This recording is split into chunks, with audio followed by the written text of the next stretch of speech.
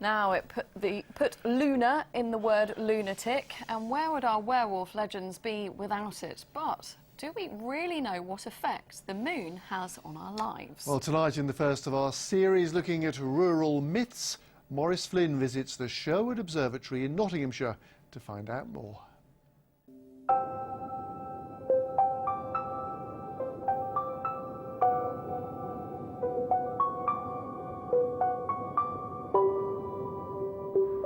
While so few of us have actually touched the moon, if all the myths surrounding it are to be believed, then it's touching us instead. Steve Shetliff's affectionately known as the Moon Man by his friends at Sherwood Observatory. Such is his passion for it and stories related to it. Well, now, modern times, we seem to laugh at some of these moon myths, but at one time in the UK, we took them deadly seriously, didn't we? Absolutely. In the 19th century, legislation was actually passed in 1845. The Lunacy Act allowed the powers that be to put people away who behaved erratically around about the time of a full moon. So we actually jailed people based on the phases of the moon? Absolutely. Whether it's lunacy, aggression or simple clumsiness, figures from East Midlands Ambulance Service show they deal with as many calls on nights of the full moon as on Saturday nights. When it's not claimed to be affecting us directly, moon myths often relate to omens. A red moon is said to predict a war or natural disaster. A ring around it means we're in for snow. And when you spot the crescent moon, if you move your loose change from one pocket to another, you'll have good luck for the whole lunar cycle. If it can move entire seas and oceans, is it such a leap then that it could affect us, given we're 2/3 water? It's not such a ridiculous notion to the natural medicine company Weleda.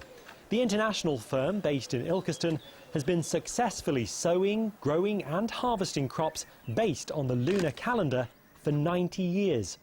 A practice championed by Rudolf Steiner since the 1920s that's known now as biodynamic farming. We sow before the full moon, and that way we found we get a much better, stronger germination because the moon's actually working with the water forces and the moisture that the seed needs to germinate. Now, how do people react when they first hear that you plant on a commercial scale to do with moon cycles?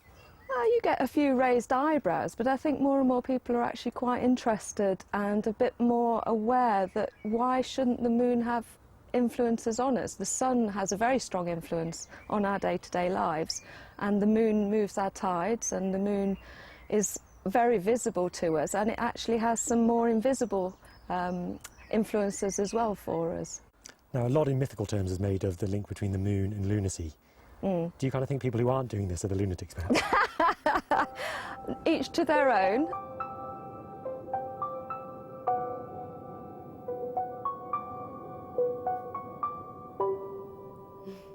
Oh, we're all mesmerised watching that one. Kind of spooky. I can feel my body being pulled by the influences of the moon.